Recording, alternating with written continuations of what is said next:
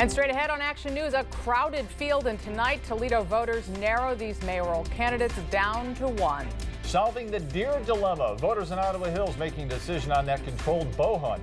Pot pushback. An expert weighs in on what's next after the state of Ohio rejects marijuana legalization. And those are just some of the issues and races we are following tonight. Welcome to 13 minutes of non-stop news on this election night. I'm Lee Conklin. And I'm Diane Larson. Our reporters are live all across the city tonight tracking your vote. 13 ABC's Bill Horman, Christine Long, Melissa Vage, and Lisa Guyton spending the night with the Toledo mayoral candidates, and our Christian Brown following several local school levies. That's right. And we want to begin our coverage, though, with 13 ABC's Christine Long. She is with incumbent Mayor Paula Hicks Hudson, whose numbers are looking extremely favorable right now. Christine. Diane, the celebration is about to begin. I'm standing here with Mayor Paula Hicks Hudson. After being in the lead all night, are you ready to declare victory? Yes, at this point, yes, because of the numbers and what's happening, so yes. And you hear the crowd, so yes, I'm very excited. Now, you were handed the wheel to the ship earlier this year, and when you took over, you said you wanted to stay the course. Yes. Now, you have been elected. Everyone's cheering for you to navigate your own course. What direction will you take the city?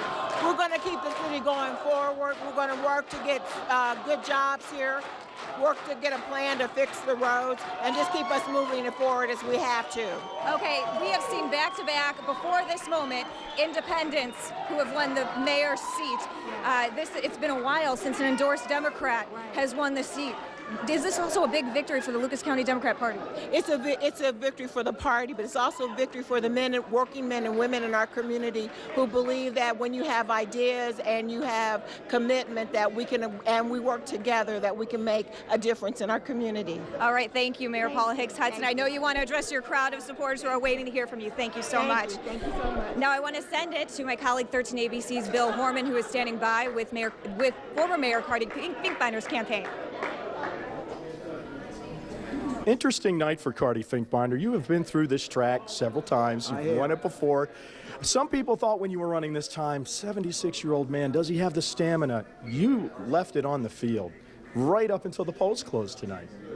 I feel really good, Bill. It was a challenge personally to make sure that you still did have the stamina as well as the brain power to compete, and we did.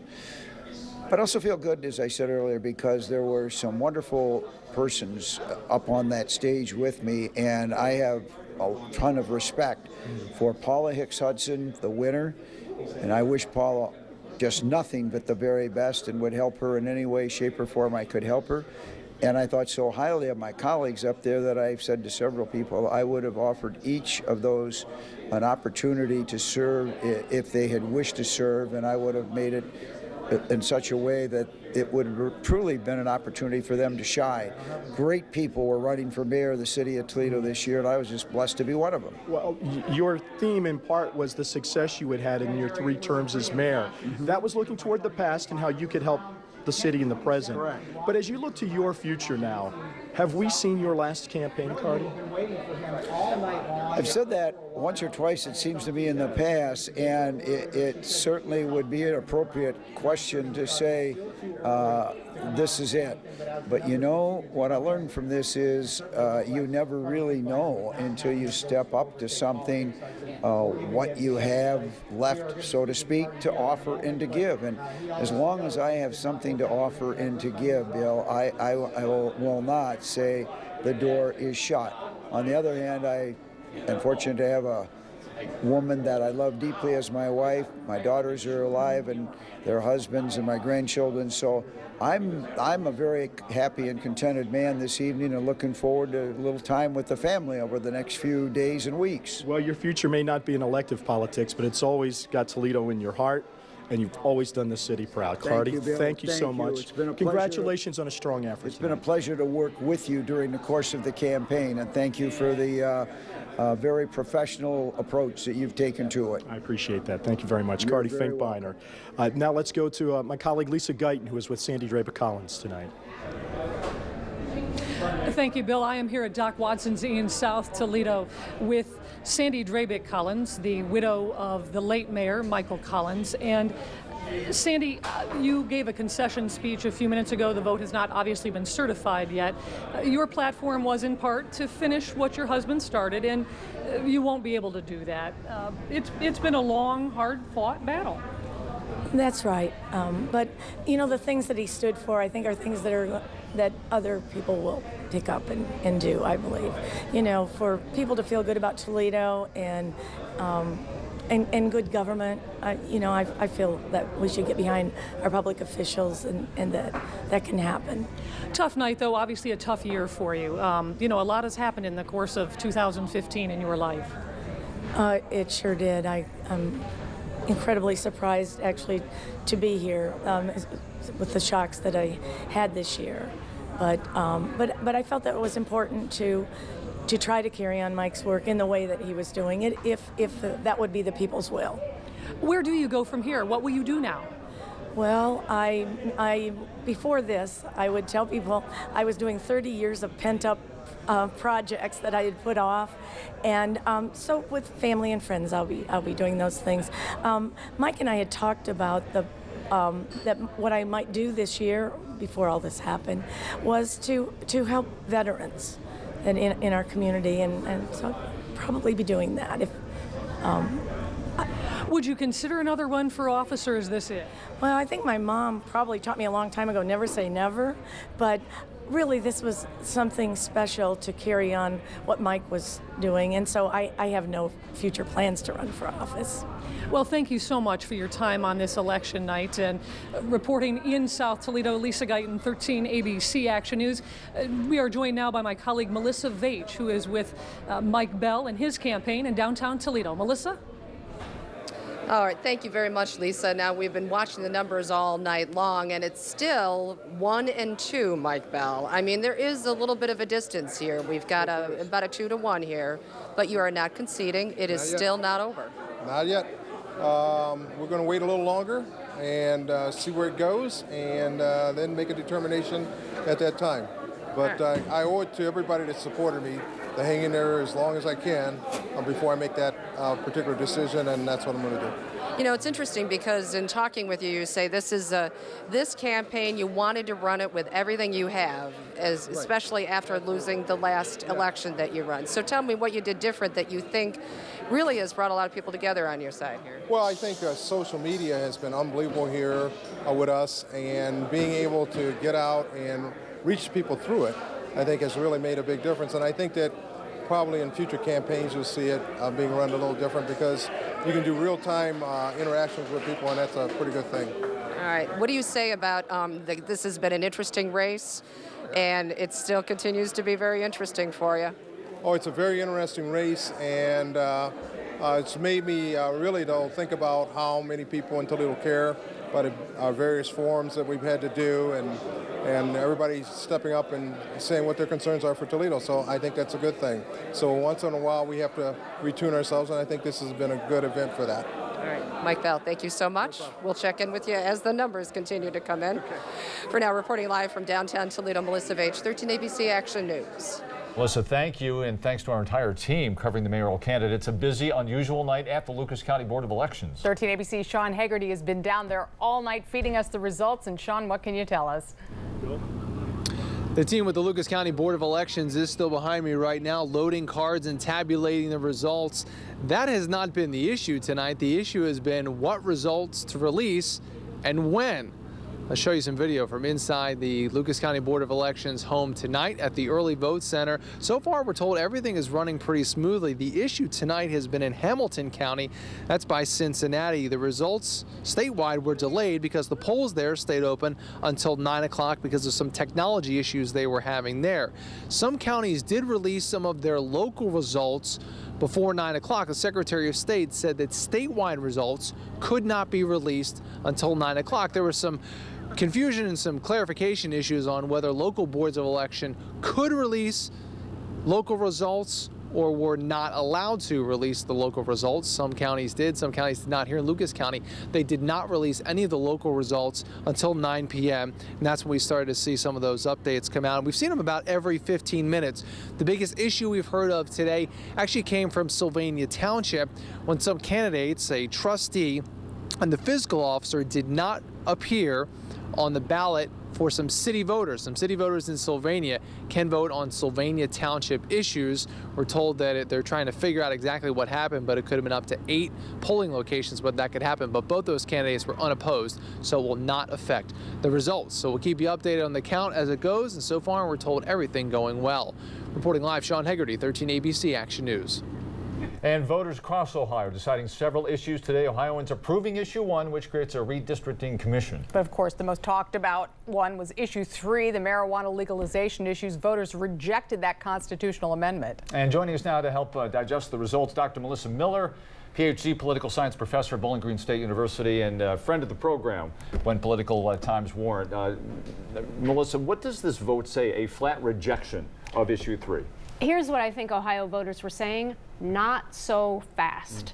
That's the essential message here. All eyes were on Ohio tonight. We would have been the first state in the heartland to legalize marijuana, but opposition is pretty fierce. Now, does this mean that they made some mistakes, made some missteps, the people responsible Ohio behind it? Yes, I honestly would say I think there were 2 strategic errors by responsible Ohio. One was to put this on the ballot in an off-year election, when who votes in off-year elections? Whites, better educated voters, wealthier voters, and older voters. These are the very voters who, according to the latest polls by Bowling Green State University, as a matter of fact, are most opposed. So turnout was high in an off-year election among the groups predisposed to oppose legalization. And the second issue was, of course, setting it up as a monopoly. Yeah, to specifically take down issue 3. This was a closer vote. What happens now with issue 2 and then the issue of monopolies in general here? Well, now that issue 2 has been approved, in the future, any issue put on the ballot that would set up a monopoly would actually take 2 votes to pass.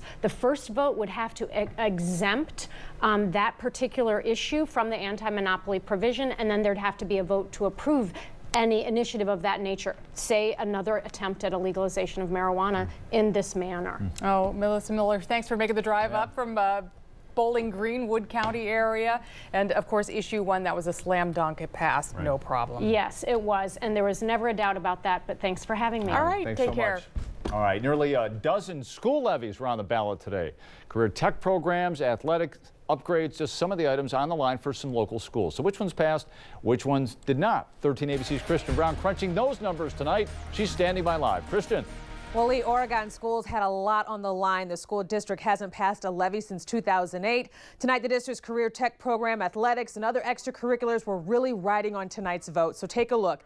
As it stands right now, with half of the precincts reporting, 61% voted in support of the levy. 39% voted against it. Moving on to Perrysburg schools, it passed its $1.9 million improvement renewal tonight. It passed 66% to 34%. And finally, Ottawa Hills combination bond issue and permanent improvement issue failed tonight. 71% voted against it and 29% voted to support it. Of course, we will continue to follow election results for you. For more information, all you have to do is get connected to our website, 13abc.com. Reporting live, Christian Brown, 13ABC Action News. And with just over half the precincts reporting, Toledo Zoo tax renewal levy appears to be passing. The $1 million 10-year levy would generate some $68 million for more climate-controlled or year-round exhibits. You see the numbers here, well over 2-to-1 for the Toledo Zoo levy. Early numbers show Ottawa Hills voters supporting issue 13, voters deciding if controlled deer hunts will be allowed in the village. But again, those numbers relatively early projections. Much more still ahead. A very close one in Bowling Green. The mayor's race comes down to the wire. And looking live at the Glass Bowl tonight, Joe Nugent standing by with highlights that big game between the Rockets and Northern Illinois. And the boat club battle, Perrysburg leaders facing some big decisions for that building there. Those stories, plus Jay says, yeah, the good stuff continues, but he's tracking some big changes for the weekend. We're back in just 35 seconds. This is 13 ABC Action News with Diane Larson and Lee Conklin. Now, 13 13 ABC First Warning Weather with Chief Meteorologist Jay Berschbach. It's beautiful out there. No rainfall on live Doppler 13,000 HD. Temperatures in the 40s and 50s. The cool spot, it's Monroe. Secondary cool spot is Toledo Express at 47. How about your numbers for today? The high, nice and balmy, 73. The low is 39. And both those numbers, well, at least the low close to average. The high well above average by about 15 to 20 degrees. As far as our forecast here for any rain, it's not going to happen tonight. Mainly clear skies. Talked about the northern lights earlier, like last night, kind of fizzling as that area of magnetism or energized air is moving our way. So not good viewing for that tonight. Still a chance of some patchy fog early tomorrow. Shouldn't be a real big deal. But if you have any concerns, one of those days to wake up a little bit early and check on 13 ABC Action News starts at 4:30 a.m. Throughout the day. Increasing clouds, staying dry, mild overnight into Thursday, and lots of clouds here for Thursday, but still rain-free until late Thursday night and into early on Friday. Here's your forecast tonight. Election night here. Clear skies, patchy fog possible, lows in the mid-40s. Here's your 13-hour forecast tomorrow. There's your chance of fog, a very small window, about 5 a.m. to about 8 a.m., and that should do it. Temperatures here rising up into the lower 70s. Notice the increase in clouds here for the afternoon. Beyond that, nice stretch of weather. That continues Thursday, day 4 of our 70-plus weather. Chance of rain and showers and storms early Friday, 66. Cool and dry for the weekend, highs somewhere near 50 each day. How about next week? Well, we stay in the 50s, about 51 for Monday, 58 for Tuesday, and that brings our next chance of rain, especially in the afternoon. So we hit 73 today, 70 yesterday, 2 more to go. Last time we hit 70 or better 4 times in a row in November, 2008. Wow. So it's been a while. It has been. Okay, nobody can blame the weather for not getting out to vote today. Absolutely perfect. All right, Jay, thanks. Still ahead on Action News, dam debate, the vote that decides the fate of a Sandusky County dam. First, here are tonight's winning lottery numbers from your official lottery station, 13 ABC.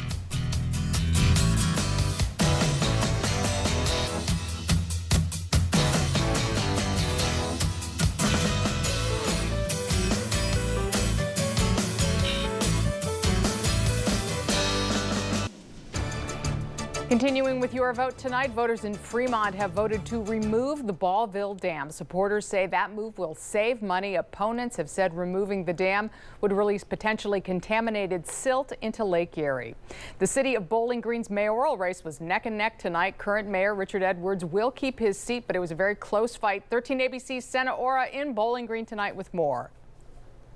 Well, the incumbent Mayor Dick Edwards managed to secure his second term as mayor here. Now, this was the first contested mayoral race in more than 15 years, and the mayor says he is relieved after a long and tough campaign.